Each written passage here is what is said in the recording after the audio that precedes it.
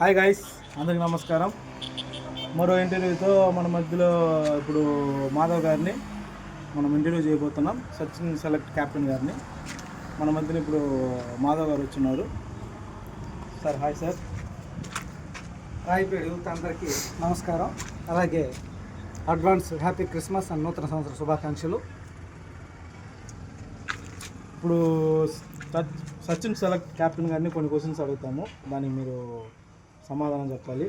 అలాగే మీరు ఏమి ప్రశ్నలు వేసినా దాని సమాధానం చెప్పడానికి మా టీం ఎప్పుడు సిద్ధంగా ఉంటుంది. నాతో పాటు మా టీం మెంబర్స్ కూడా అన్ని విధాలుగా ఎప్పుడు సిద్ధంగా ఉంటారు. దేనికైనా.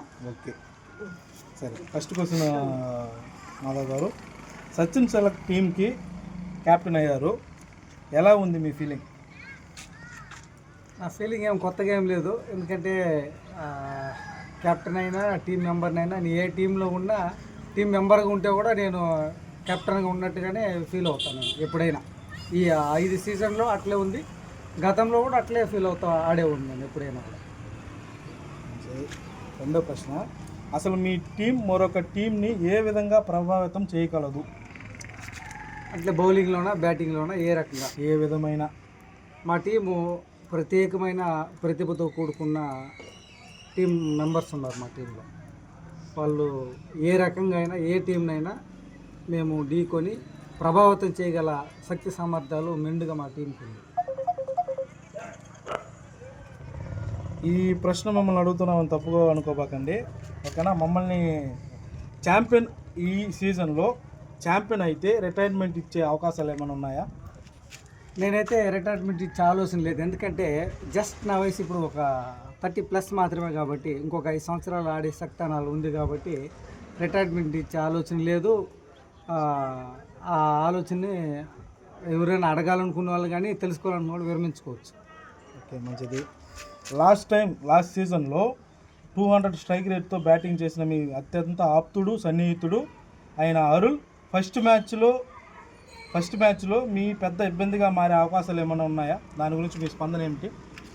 నాకు చాలా ఆప్తుడు తమ్ముడు బాగా ఆడాలని దేవుని కోరుకుంటున్నాను. అతను ఏ టీంలో ఉన్నా కూడా మంచిగా రాణించి మంచి పేరు తీసుకోవాలని సంతోషిస్తున్నాను. మంచిది. మీకు ఏ టీం పైన అయినా పూర్తి స్థాయి ఆధిపత్యం చలాయించాలని ఏమన్నా అనిపిస్తుందా? ఛాంపియన్ కావాలంటే ఉన్న ప్రతి టీం పైన మనం ఆధిపత్యం చలాయిస్తేనే ఛాంపియన్ అవ్వగలుగుతాం. అందుకని ప్రతి టీం పైన కూడా శక్తి మేరకు, దేవుడి ఆశీస్సుల మేరకు ఖచ్చితంగా మేము మా శక్తి సామర్థ్యాలని ప్రదర్శిస్తాం. మంచిది. ఒక క్యాప్టెన్గా మిమ్మల్ని మీరు ఎలా కొత్తగా అనుకుంటున్నారు? మీరు అడిగిన ప్రశ్నకి నేను మొదటి ప్రశ్నకి చెప్పాను మిస్టర్ సాయి. కెప్టెన్ అనేది కొత్త ఏం కాదు. నేను టీం ప్లేయర్గా ఉన్న కెప్టెన్గానే వ్యవహరిస్తాను కాబట్టి. కాకపోతే అంతకుముందు ప్లేయర్గా ఉండేటప్పుడు మనకి బాధ్యతలు తక్కువ. ఇప్పుడు కెప్టెన్గా ఉన్నాము కాబట్టి కొత్త ప్రణాళికలతో నేను ముందుకెళ్తాను. కట్టుకున్నా సరే, మీ ఫైనల్ విన్నింగ్ మూమెంట్ని మీరు ఎలా సెలబ్రేట్ చేయాలనుకుంటున్నారు? అది అత్యంత అందరికి చెప్పే విషయాలు కాదు. ఖచ్చితంగా ఫైనల్కి వెళ్తాము, ఫైనల్లో కూడా విన్ అవుతాము.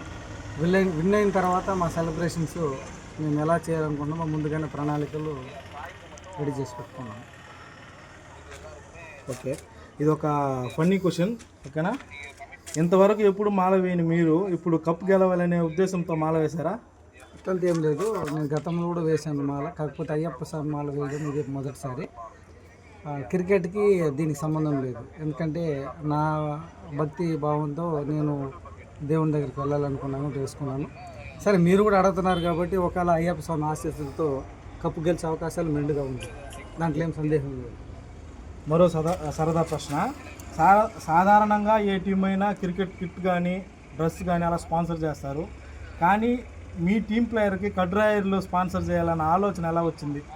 మేము కడ్రాయర్లు అవంతా స్పాన్సర్ చేస్తామని ఎవరు చెప్పలేదు. అది కొంతమంది ఫన్ క్రియేట్ చేయడానికి అట్లా మాట్లాడుకున్నారు. మేము అనుకుంది ఏమంటే, గత ఏ సీజన్లో కానీ ఇచ్చిన వాళ్ళందరూ కూడా ఒక షర్ట్లు ఇచ్చాం. నేను ఇచ్చినప్పుడు కూడా ఒక షర్ట్ మాత్రం ఇచ్చాను. అట్లా కాకుండా ఈ సీజన్కి వినూతనంగా మనము jersey full and full shirt లోయర్తో పాటు ఇద్దాము. దాంతోపాటు ఒక షూ ఇచ్చి ఒక మెయింటెనెన్స్ చేద్దాము, ఒక టీమ్ స్పిరిట్ని అందరు కల్పించాలి, టీం అంటే క్రికెట్ అంటే ఇట్లా ఉండాలి, ఈ డ్రెస్ కోడ్ని మెయింటైన్ చేసి గ్రౌండ్లోకి రావాలని ఒక దీన్ని మనం క్రియేట్ చేయాలని దాంతో మేము అనుకుంది ఏంటంటే ప్యాంటు షర్టు దాంతోపాటు షూ అనుకున్నాము. కొంతమంది ఎటకారంగా దాన్ని వేసి మేము కడ్డాయిలు ఇస్తాము అది ఇస్తామన్నారు.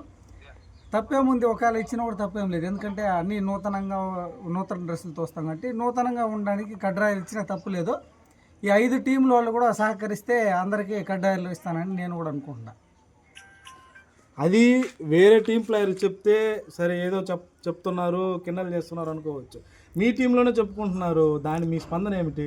మా టీంలో అలాంటి ఎవరు చెప్పలేదు, మా టీం మెంబర్స్ ఎవరు, కానీ బయట వ్యక్తులు చెప్పుకుంటున్నారు కాబట్టి అది అందుకే చెప్తున్నాను మిస్టర్ సాయి, చెప్పే వ్యక్తులు కూడా కొంచెం తోడ్పాటు అందిస్తే ఈ 5 టీంలు కూడా కడ్డాయిలు ఇస్తాను నేను. ఓకే, ధన్యవాదములు. మీ సమయాన్ని మాకు కేటాయించినందుకు ధన్యవాదాలు. Thank you. మీరు ఆర్పిఎల్ సీజన్ 6 గురించి ఏదైనా చెప్పాలనుకుంటున్నారా? ఖచ్చితంగా నేను ఒక 2 సందేశాలు మాత్రం ఇవ్వదలుచుకున్నాను. మొదటి సందేశం ఏంటంటే, ఇంతకుముందు నేను అరుళ్ళు ఇంటర్వ్యూ చేసినప్పుడు చెప్పాను, మళ్ళీ చెప్తున్నాను, దయచేసి ఈ సీజన్ని ఎప్పటికీ ముగింపు అనేదే ఉండకూడదు. ఈ ఆర్పిఎల్ సీజన్లో అనిర్వయంగా కొనసాగుతూ ఉండాలి. రెండవది ఏంటంటే, ఎటువంటి గొడవలకు కానీ మనస్పర్ధాలకి తావు లేకుండా మన ఈ ఆర్పిఎల్ని ఎప్పుడు జరిపించుకోవాలి. అలాగే ఆర్పిఎల్ని నడిపిస్తున్న యువకులకి మరి ముఖ్యంగా నా అభినందనలు. వాళ్ళు ఏం చెప్పినా, అంటే వాళ్ళు మనకేమి చెడు ఏం చెప్పారు, వాళ్ళు ఏం చెప్పినా వాళ్ళకి అనుగుణంగా మనకు నచ్చితే అందరూ కూడా దానికి ముందు నడపడానికి కృషి చేయాలని అందరిని కోరుతున్నాను. ఈ మన గ్రౌండ్ గురించి మనకు తెలిసిందే, అది వేరే వాళ్ళ ల్యాండ్, అది ఇన్ని సంవత్సరాలుగా మనం లేదు అనుకుంటున్నాము, కానీ ఏదో ఒక విషయంలో మనకి అది మనం కుదిరి మనం ఆడుకుంటున్నాము. ఇదే లాస్ట్ సీజన్ మనం ఇక్కడ ఆడడం అని కొన్ని పుకార్లు వస్తుంది, దాని గురించి మీ స్పందన ఏమిటి? ఇప్పుడు గత 2 సీజన్లు అయిపోయినప్పటి నుంచి చెప్తుంది, 6వ సీజన్ అంటే ఇది 4వ సీజన్ అప్పటి నుంచి ఈ సంవత్సరం లాస్ట్ గ్రౌండ్ ఉండదు అనుకుంటున్నారు. అట్లంతా ఏం లేదు, దేవుని ఆశీస్సులతో మనం ఎప్పుడు ప్రతి సంవత్సరం ఆర్పిఎల్ జరుపుకోవడానికి ఎక్కడో ఒక దగ్గర దేవుడు మనకి స్థలాన్ని చూపిస్తాడు. అందుకే చెప్పాను, ఆర్పిఎల్ అనేది నిర్వరయంగా జరుగుతూనే ఉంటుంది, ఇది ఎప్పటికీ ఎండ్ అవ్వదు.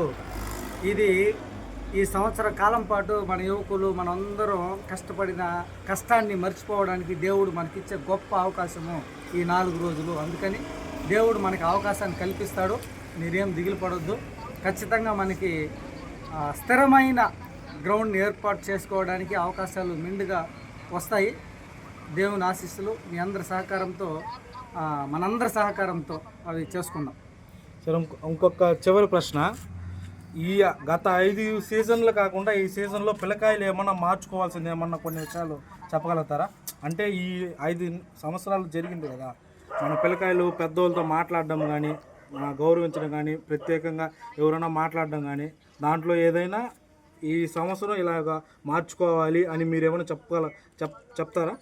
ఖచ్చితంగా యువకులు అయితే ఇప్పుడు అంటే యువకులు అంటేనే యువ రక్తం అంటేనే ఆటోమేటిక్గా కోపము ఇవంతా ఉంటాయి, అది సహజమే. కానీ ఆ కోపంలో కూడా చిన్న పెద్ద అనే విషయాన్ని గ్రహించి పెద్దలు ఏమైనా మాట్లాడినప్పుడు చిన్న వ్యక్తులు, అది నేనైనా సరే, ఇప్పుడు నాకంటే పెద్దవాళ్ళు దుర్వాసుల మామ వీళ్ళు ఉన్నారు, ఇలాంటి వాళ్ళు ఏమైనా అంటే కూడా రజని మామ, దుర్వాసుల మామ వీళ్ళందరూ ఉన్నారు, వీళ్ళు ఏమైనా అంటే కూడా నేను కూడా వినిపించుకొని వెళ్ళడం మంచిది. అదేవిధంగా నేనేదైనా అంటే కూడా నేనే కాదు, నేను జగదీషు, చిరంజీవి, సెల్వం, ఇట్లా కొంతమంది యువకులు పెద్దవాళ్ళు ఉన్నారు, వాళ్ళు ఏమైనా అన్నా కూడా మిగిలిన పిల్లలు కూడా సర్దుకొని వెళ్ళండి.